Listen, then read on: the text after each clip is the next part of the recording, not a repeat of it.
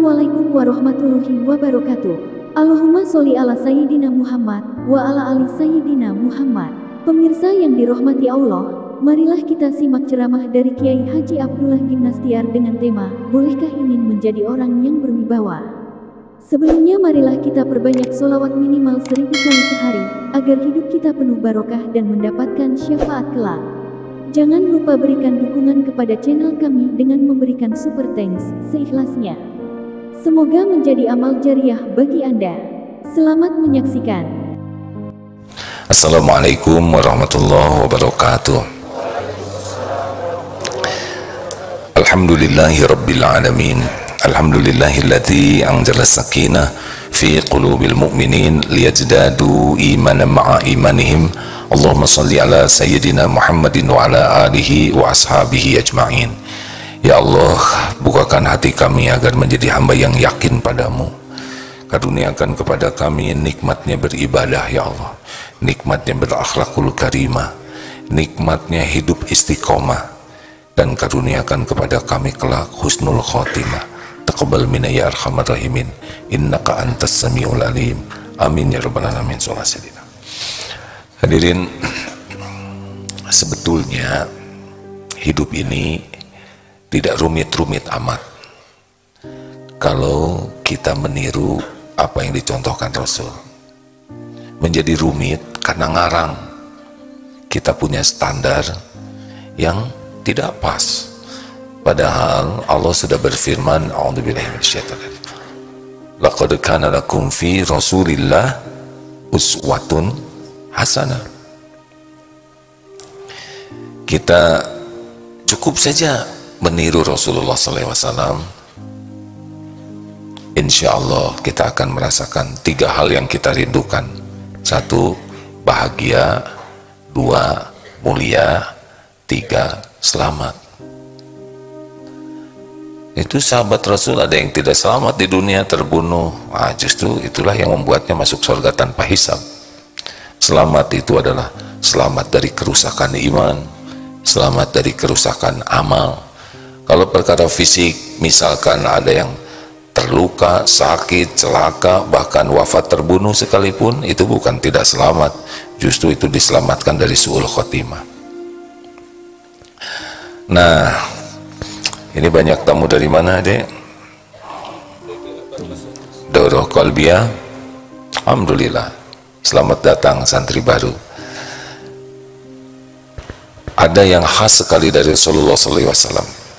Ini karena santri baru mau masuk surga, tidak mau masuk neraka. Ini dengan dalilnya, ala ukhbirukum biman tuharramu alaihin nar. Maukah engkau kuberitahu orang yang diharamkan tersentuh api neraka? Ada 4: hayyin, layyin, qarib, sahal. Ini harus jadi prioritas kita, punya akhlak ini. Kita tidak tersentuh api neraka kalau punya sifat hayyin, layyin, qarib, sahal. Hayyin itu orangnya sangat tenang, menenangkan, teduh, meneduhkan. Layyin itu sangat sopan, santun, lemah lembut, dan lahir dari penyayang. Kalau hayyin lahirnya dari ketauhidan, keyakinan kepada Allah, sehingga ingat Allah terus. Hasilnya ala bidzikrillah tatmainnul qulub. Camkan, hanya dengan zikrullah hatimu akan tentram. Semakin banyak lupa kepada Allah, pasti semakin tidak nyaman hidup ini. Semakin banyak zikrullah, fadzkurullaha katsirul la'alakum tuflihun.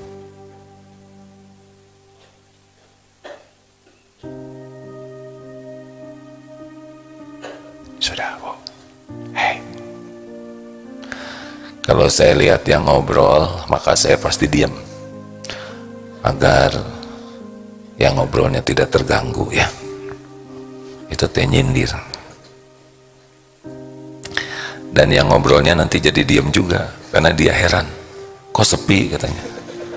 Terus lihat ke AA. Lanjut. Jadi orang itu akan berwibawa. Rasulullah itu berwibawa. pemimpin yang berwibawa. Berwibawa itu bukan diwibawa-wibawakan, tidak bisa. Berwibawa itu orangnya itu akan disegani, dicintai, dipatuhi. Kita bahas hayyin dulu ya. Oh, qorib, dekat. Orang yang qorib itu orangnya tuh menyenangkan. Kalau dekat itu akrab, supel. Datangnya dari mana? Dari humble, dari rendah hati. Kalau sahal, mudah, artinya mudah. Urusannya itu tidak ribet, tidak dipersulit, tidak didramatisir, tidak jadi berbelit-belit. Enak dengan orang yang seperti ini. Mudah urusan tuh ya. Kalau ada dua urusan, susah dan mudah, pasti pilih yang mudah. Urusan dengan beliau itu menjadi lebih simpel dan solutif. Tapi bagi orang yang kurang bisa mengendalikan diri, ribet. Segalanya jadi masalah, diperbesar, diperumit, dipergawat, bertele-tele, pusing jadinya. Nah, orang yang berwibawa seperti Rasulullah SAW, beliau itu orangnya sangat tenang, kalem, tidak gerasa gerusu, tidak temperamental, tidak dikit-dikit emosi, dikit-dikit jengkel, tidak. Orang berwibawa itu sederhananya ya banyak diamnya tapi berkualitas karya, bukti karya nyatanya. Halo, jelas tidak nih? Ada yang tong kosong nyaring bunyinya. Tapi orang yang berwibawa itu dia tidak banyak bicaranya, tetapi banyak bukti nyata yang manfaat darinya, berkualitas. Nah, orang yang kurang wibawa biasanya ngomong terus, segala diucapkan, segala diceritakan. Lebih parah lagi kalau menceritakan dirinya. Saya itu bisa begini, saya ini berpengalaman ini prestasi saya, terus disebut-sebutin. Hakul yakin tidak ada wibawanya. Makin kita suka sekali menceritakan saya tahu, saya mampu, saya berpengalaman, saya bisa, tidak pada tempatnya ya, hanya untuk pamer, itu makin tidak berkualitas, makin tidak disukai, makin tidak berwibawa dan tidak tenang juga. Karena orang tidak akan suka. Makanya jangan banyak bicara, karena tiap bicara itu membuka aib kita.